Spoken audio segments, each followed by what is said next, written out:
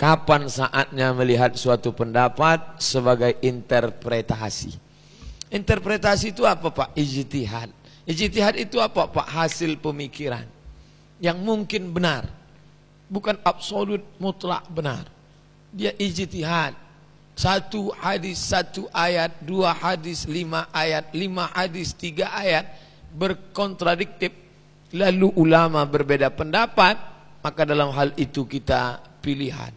Saat itu kita tidak bisa mengatakan kamu mengkafirkan, membid'ahkan, karena ini domennya kita berlapang dada menerima perbedaan. Mana contohnya? Nih dalam hal menggerakkan telunjuk, maka saya buat situ gambar telunjuk. Hadisnya yang satu mengatakan, yang sebelah kanan Rasulullah mengangkat telunjuknya, tidak menggerakkannya, tidak bergerak. Yang sebelah kiri mengatakan Rasulullah mengangkat telunjuknya dan menggerakkannya. Itu kan beda tuh. Yang satu mengatakan mengangkat, menggerak. Yang satu mengatakan mengangkat, tidak menggerak. Saat ada dua begini, maka ulama berijtihad. Inilah hasil ijtihad ulama. Menurut mazhab Maliki, menggerakkan jari telunjuk dari awal hingga akhir. Menurut mazhab Hambali, mengangkat telunjuk ketika pada lafaz illallah. Menurut mazhab Hanafi, mengangkat telunjuk pada lafaz la ilaha, kemudian turun pada lafaz Allah. Menurut mazhab Syafi'i, mengangkat telunjuk pada lafaz illallah hingga akhir tasyahud tanpa menggerakkan telunjuk. Dalam hal ini tak bisa kita katakan yang benar ini hanya ini, selain daripada ini pelaku bid'ah masuk neraka. Oh, tak bisa. Disinilah orang mesti berlapang dada menerima perbedaan.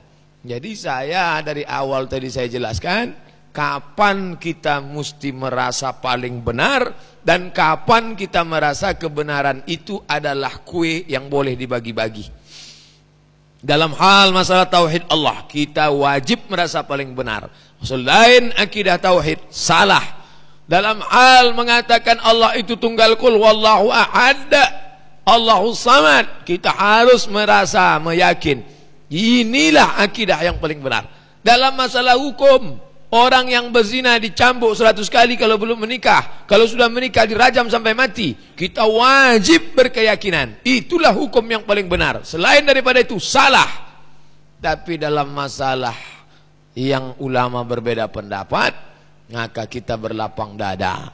Pilih salah satu, selama tak keluar dari yang 4 atau ada ijtihad ulama yang lain, silakanlah. Ustaz pilih yang mana? Saya mengangkat pada lafaz illallah. At-tahiyatul mubarakatus salawatut thayyibatu lillah. Assalamu alayka ayuhan nabi wa rahmatullahi wabarakatuh. Wassalamu alayna wa ala ibadillahi salihin. Ashhadu an la ilaha illallah. Saya ikut mazhab Syafi'i, tapi saya tak pernah menyalahkan Maliki yang bergerak dari awal sampai akhir. At-tahiyatul mubarakatuh. Saya tak pernah menyalahkan Hanafi yang mengangkat sekali Ashhadu an la ilaha illallah, karena tak keluar dari mazhab yang 4, Hanafi, Maliki, Syafi'i, Hambali. Kalau ada nanti yang mengangkat sekali 4, salah. Nah, sudah keluar dari yang ini, tak satu pun ulama. Tak betul. Tak betul gaya dia. Jadi waktu buka bersama kemarin, pas buka bersama kemarin di BI, Bank Indonesia, berjumpa Pak calon gubernur yang dulu, Erizal. Ya? Siapa namanya? Bukan. John Erizal. Pas jumpa, Ustadz Abdul Somad, apa kabar? Ingat Bapak sama saya? Ingat. Dulu saya pernah datang ke masjid pas Ustadz ceramah di situ. Terus Ustadz bilang, kalau begini itu mazhabnya John Erizal. Ingat deh. Itu bukan mazhab yang 4. Jadi dalam hal ini berlapang dada. Yang ekstrim dalam hal ini robahlah dari ekstrim ke es krim. Lunak, lembut dan manis. Bukan keras, ekstrim. Bergerak, salah. Salah. Kalau gara-gara telunjuk kita mengkafirkan orang, yang ketawa itu siapa? Yang enggak sholat. Di luar sana ada majelis tak sholat, jamaahnya tak banyak, cuma 4 orang, 1, 2, 3, 4, majelis gapri, pala 6. Kami berempat cuma tak ada kelahi, solid bukan main. Sakit 1 orang, wow sibuk nyarikan obat, bawa apel 2 kilo. Kenapa? Karena kalau bertiga tak bisa main, solid. Ini tim inti ini. SMS terus, apa kabar bro, kapan sehat? Orang yang sholat malah berkelahi. Nah, ini dalam hal-hal yang khilafiyah begini, kita mesti lapang dada menerima perbedaan. Kalau ada orang yang menyulut masalah khilafiyah, maka ada 2 kemungkinan. Yang pertama, dia jahil dalam fikih dakwah. Yang kedua, memang punya pesan khusus ingin merusak umat ini dari dalam. Karena dulu Snok Horgronye itu sengaja dia mencari celah gimana cara masuk ke Aceh. Aceh ini paling solid, tak bisa dimasuki orang dari luar. Bingung mereka gimana cara merusak Aceh. Maka mereka munculkan khilafiyah. Snok Horgronye belajar bahasa Arab, ahli dalam fikih, pura-pura masuk Islam, merubah nama jadi Abdul Ghafur, masuk ke Makkah. 6 bulan dia di Makkah. Dipelajarinya fikih perbandingan mazhab. Setelah masuk dia ke Aceh, di obok-oboknya Aceh. Davide et Impera, adu domba, tak mempan di Aceh, tapi masuk lewat agama bisa. Hati-hati. Kalau ada orang berceramah dia adu dombanya lewat agama, ini merusak dari dalam. Nauzubillah. Umat ini terlalu kuat untuk dirusak dari luar. Karena kalau melawan orang luar dia bersatu. Mana contoh? Afghanistan. Ketika melawan Rusia, bersatu, menang mengusir Rusia. Pontang panting, Cecep Gorbachev. Hancur. Tapi ketika setelah Rusia pergi, sesama dia menghantam. Burhanuddin Rabbani, Hekmatyar, Taliban, berkacau balau mereka di dalam. Umat ini dari luar, kalau berhadapan dengan orang luar, dia solid. Solidnya seperti solat, antara solat dan solid. Tapi kalau sudah masuk dari dalam, wah, umat ini jangan sampai hancur. Saya dulu akrab sama dia Pak Ustadz. Kami akrab betul. Kenapa kalian rusak? Gara-gara telunjuk. Kan tipis sekali. Akhirnya sama macam yang tertulis di belakang gerobak truk. Bukan perpisahan yang kutangisi, caronan tidak lama. Sak rusak persahabatan hanya gara-gara telunjuk. Saya tak pernah mempermasalahkan. Tapi ketika antum tidak mempermasalahkan orang yang akidahnya rusak, itu tak betul.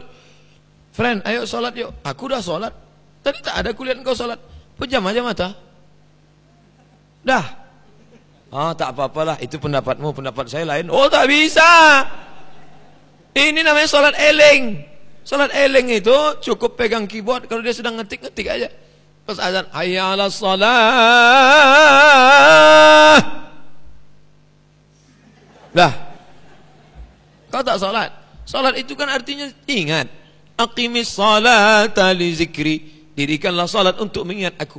Aku sudah ingat. Dah, hafal pula di ayatnya. Tak bisa. Ini bukan domennya harus berlapang dada menerima perbedaan. Kapan kita boleh berbeda? Kapan kita tak boleh berbeda? Ini harus jelas realnya. Jangan sampai yang tak boleh berbeda dibolehkannya. Yang dibolehkan dia bilang tak boleh. Ini orang tak tahu fikih ikhtilaf. Nah ini penting. Asyhadu an la ilaha illallah wa asyhadu anna Muhammadar Rasulullah. Kok syahadat kamu lain? Aku lain, nabiku. Kau nabi yang lama itu Muhammad. Memang ada yang baru, ada new edition. Siapa namanya? Ahmad. Loh, kami ngaji di Masjid Agung di Al-Falah Muhammad kok. Itu guru kalian guru model lama. Ini yang terbaru. Enggak percaya, ini ayatnya. Tahu pula di ayatnya. Nih. Ya'ti min ba'dismuhu Ahmad. Kan? Ahmad. Yang tak tahu tadi, iya juga ya. Oh iyalah, itu urusan kamu, urusan saya. Yang penting kita berteman baik. Tak bisa. Ini harus diluruskan. Dia salah. Jadi ada saat-saat tertentu kita lurus. Pada saat tertentu kita wajib, inilah kebenaran satu yang tunggal. Maka tiap Jumat khatib mengingatkan, asyhadu an la ilaha illallah syarikalah wa asyhadu anna Muhammadan abduhu wa rasuluh la nabiyya La nabiyya wa la rasula ba'dah. Tak ada nabi lagi, tak ada rasul sesudah dia. Tak ada lagi Lia Eden, Ahmad Musadek.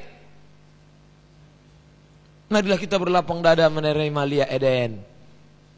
Ini kan unsur perjuangan hak-hak perempuan. Masa Nabi Adam, Idris, Nuh, Saleh, Ilyas laki-laki terus. Perempuan sekali-sekali kan gak apa-apa.